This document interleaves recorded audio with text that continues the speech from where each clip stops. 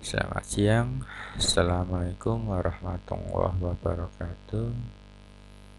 Kita lanjutkan materinya yang keempat, penanganan limbah klinis dan biologis.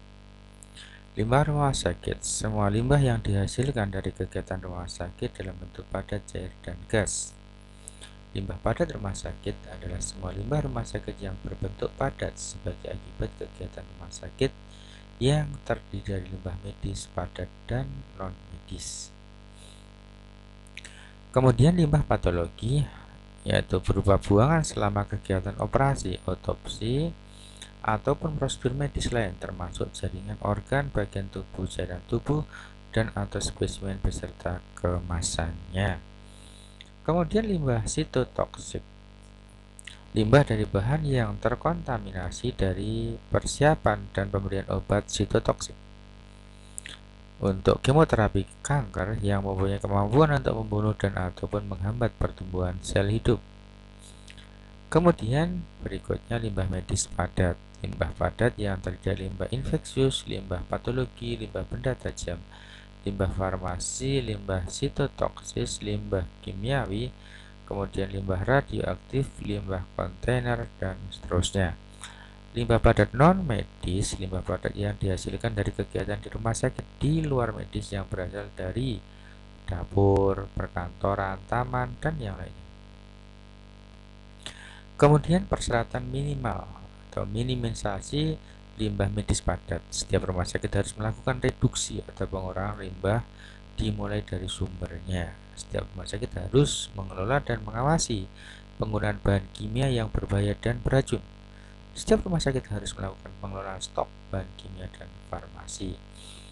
Setiap peralatan yang digunakan dalam pengelolaan limbah medis mulai dari pengumpulan, pengangkutan, dan pemusnahan harus melalui sertifikasi dari pihak yang berwenang. Kemudian persyaratan pemilahan, pewadahan, pemanfaatan kembali, dan daur ulang limbah medis. Pemilahan limbah harus dilakukan mulai dari sumber yang menghasilkan limbah. Limbah yang akan dimanfaatkan kembali harus dipisah dari limbah yang tidak dimanfaatkan. Limbah benda tajam harus dikumpulkan dalam satu wadah tanpa memperhatikan terkontaminasi atau tidaknya. Jarum dan atau siring harus dipisahkan sehingga tidak dapat digunakan kembali. Tapi ini juga jarang ya, kalau jarum dan siring itu belakangnya itu jarang juga yang dipisahkan. Limbah medis padat yang akan dimanfaatkan kembali harus melalui proses sterilisasi. Limbah jarum tidak dianjurkan untuk dimanfaatkan. Pewadahan limbah medis padat harus memenuhi persyaratan. Daur ulang tidak bisa dilakukan oleh rumah sakit. Limbah sitotoksis dikumpulkan wadah yang kuat, anti bocor, dan beri label bertuliskan limbah sitotoksis. Jenis wadah dan label untuk limbah medis, misalkan kategori radioaktif, maka warnanya merah dengan simbol seperti ini. Kemudian sangat infeksius dengan warna kuning dengan lambang seperti ini, begitu seterusnya ke bawah. Kemudian persyaratan pengumpulan, pengangkutan, dan penyimpanan limbah medis padat. Pengumpulan limbah medis padat dari setiap ruangan penghasil limbah menggunakan troli khusus yang tertutup. Penyimpanan limbah medis padat harus sesuai dengan iklim tropis, yaitu pada musim hujan paling lama 2 hari atau 48 jam dan musim kemarau paling lama 24 jam.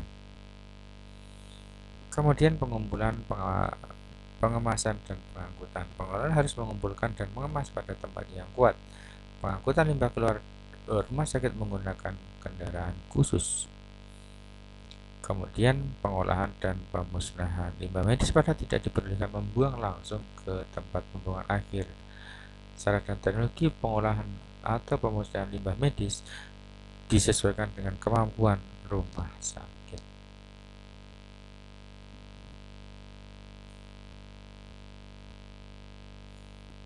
Kemudian tata laksana, minimasi limbah medis padat, menyeleksi bahan yang kurang menghasilkan limbah, menggunakan sedikit mungkin bahan, kemudian mengutamakan metode pembersihan, mencegah bahan-bahan yang dapat menjadi limbah, kemudian memonitor alur penggunaan bahan kimia, memesan bahan-bahan sesuai dengan kebutuhan, menggunakan bahan-bahan yang diproduksi lebih awal untuk menghindari kadaluarsa, kemudian menghabiskan bahan dari setiap kemasan, mengecek tanggal kadaluarsa bahan-bahan pada saat diantar oleh distributor.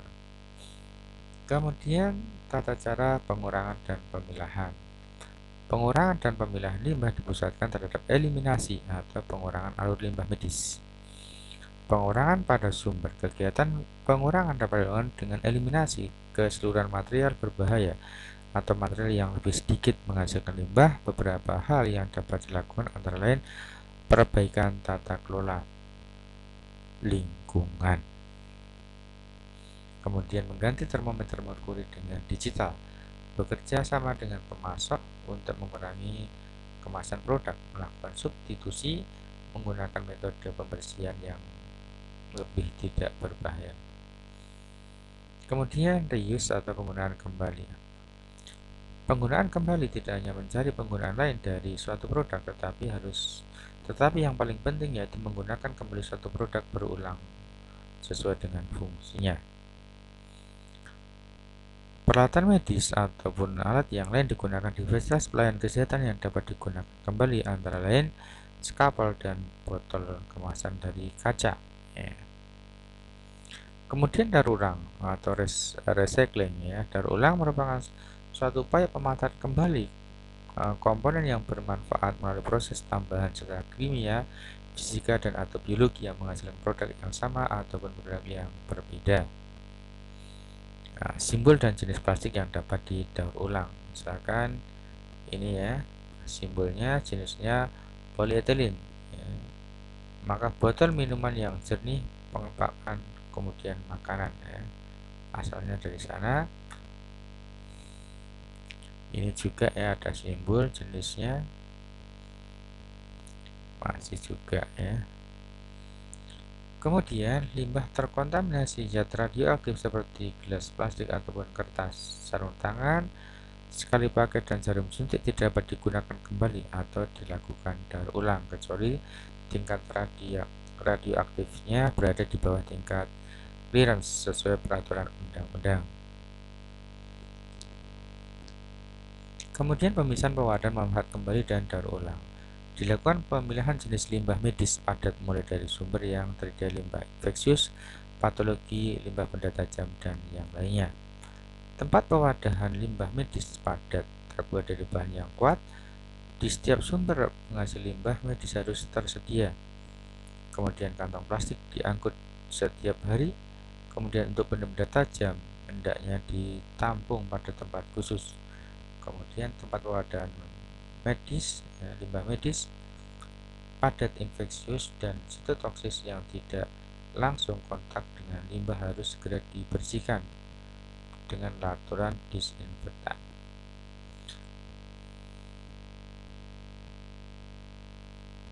Kemudian bahan atau alat yang dapat dimanfaatkan kembali. Kemudian alat-alat lain dapat dimanfaatkan kembali setelah melalui sterilisasi. Apabila sterilisasi dilakukan adalah sterilisasi dengan etilen, maka tangki reaktor harus dikeringkan sebelum dilakukan. Upaya khusus harus dilakukan bila terbukti ada kasus pencemaran spong foam ya. Kemudian tata laksana volume yang paling tinggi, pengisian kantong limbah medis 3/4 ya. Larangan pemadatan limbah medis dengan menggunakan tangan atau kaki. Nah, ini contohnya safety box ya. Jadi untuk menyimpan jarum ya, di sini safety box gambarnya. Ada yang dari kardus, ada yang dari plastik ya. Kemudian ini tata cara penanganan dan pengingkatan limbah yang salah ya.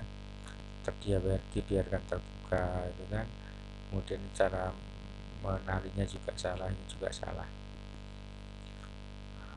Itu contoh-contoh gambar yang salah.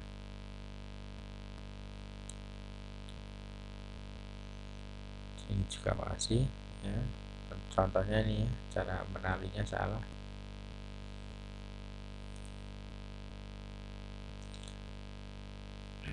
Kemudian pemilihan, pewadahan, pemanfaatan kembali dan daur ulang.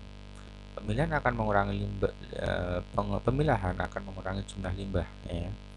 Kemudian pemilihan akan mengurangi limbah karena akan menghasilkan alur limbah padat. Pemilahan akan mengurangi jumlah limbah B3 yang terbuang. Pemilihan akan memudahkan untuk dilakukannya penilaian terhadap jumlah dan komposisi berbagai alur limbah. Kemudian pemilahan pemadatan, ya,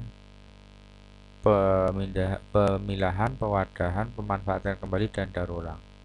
Pemilihan pada sumber atau penghasil limbah merupakan tanggung jawab penghasil limbah. Pemilahan harus dilakukan sedekat mungkin dengan sumber limbah dan harus tetap dilakukan selama penyimpanan, pengumpulan, dan pengangkutan. Kemudian tempat penampungan sementara atau TPS bagi rumah sakit yang mempunyai insinerator di lingkungannya harus membakar limbahnya selambat-lambatnya 24 jam. Bagi rumah sakit yang tidak punya insinerator, maka limbah medis itu dimusnahkan melalui kerjasama dengan pihak ketiga, ya, yang punya izin dari Kementerian Kesehatan. Kemudian transportasi, yaitu kantong limbah medis padat sebelum dimasukkan ke dalam kendaraan pengangkut harus diletakkan dalam kontainer yang kuat dan tertutup. Kantong limbah medis padat harus aman dari jangkauan manusia ataupun binatang. Petugas yang menangani limbah harus menggunakan alat pelindung diri yang terdiri dari topi atau helm, masker, pelindung mata, kemudian pakaian panjang, overall, ya, apron untuk industri, dan seterusnya. Kemudian pengolahan, pemusnahan, dan pembuangan akhir, ya, limbah yang sangat infeksius seperti biakan dan persediaan agen infeksius dari lab harus disterilkan dengan pengolahan panas dan basah. Benda tajam harus diolah dengan insenerator bila memungkinkan. Setelah insentrasi atau disinfeksi, residu ini dapat dibuang di tempat pembuangan B3. Kemudian limbah farmasi dalam jumlah kecil dapat diolah dengan insenerator. Kemudian limbah padat farmasi dalam jumlah besar harus dikembalikan kepada distributor, sedangkan bila dalam jumlah sedikit dan tidak memungkinkan dikembalikan supaya dimusnahkan, ya, di atas suhu 1000 derajat Celcius. Kemudian, jika jumlah banyak limbah farmasi dapat dibuang secara metode berikut, diantaranya sitotoksik dan antibiotik dapat diinsinerasi, sisanya dikubur di tempat pemerataan tanah. Bahan yang larut air campuran ringan, ya, bahan farmasi seperti larutan vitamin, obat batuk, dan yang lainnya itu dapat diajarkan dengan sejumlah besar air. Kemudian jika itu semua gagal, kembalikan ke pemasok jika mungkin. Kemudian limbah sitotoksik.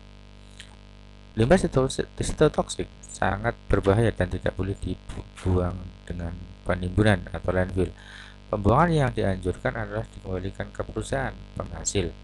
Insinerasi pada suhu tinggi, yaitu 1200, dibutuhkan untuk menghancurkan semua bahan sitotoksik. Insinerator dengan 2 tungku pembakaran pada suhu 1200, ya, dengan minimum waktu yang digunakan, waktu tinggalnya 2 detik atau suhu 1000 derajat dengan waktu tinggal 5 detik di tungku kedua sangat cocok untuk bahan ini dan dilengkapi dengan penyaring debu.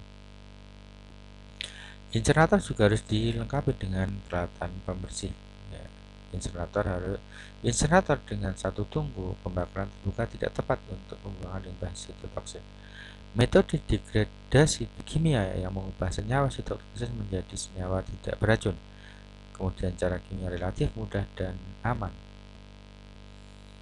Kemudian rekomendasi berikut dapat juga diikuti, yaitu sisa obat-obat sitotoksis atau limbah sitotoksit tidak boleh dicampur dengan sisa-sisa limbah farmasi yang lain. Limbah sitotoksik tidak boleh dibuang di sungai, kali telaga, dan danau ataupun area pemerataan tanah. Prinsip dasar penanganan atau handling limbah medis, yaitu limbah harus diletakkan dalam wadah dan kantong sesuai dengan kategori daripada limbah. Volume paling tinggi limbah yang dimasukkan ke dalam wadah atau kantong limbah adalah 3/4. Penanganan atau handling limbah harus dilakukan dengan hati-hati untuk menghindari tersudut dari jarum. Kemudian pemadatan ataupun penekanan limbah dalam wadah. Kemudian penanganan limbah secara manual harus dihindari. Penggunaan wadah atau kantong limbah ganda harus dilakukan. Demikian materi yang bisa kita sampaikan. Kita berpindah di forum tanya jawab. Assalamualaikum warahmatullahi wabarakatuh.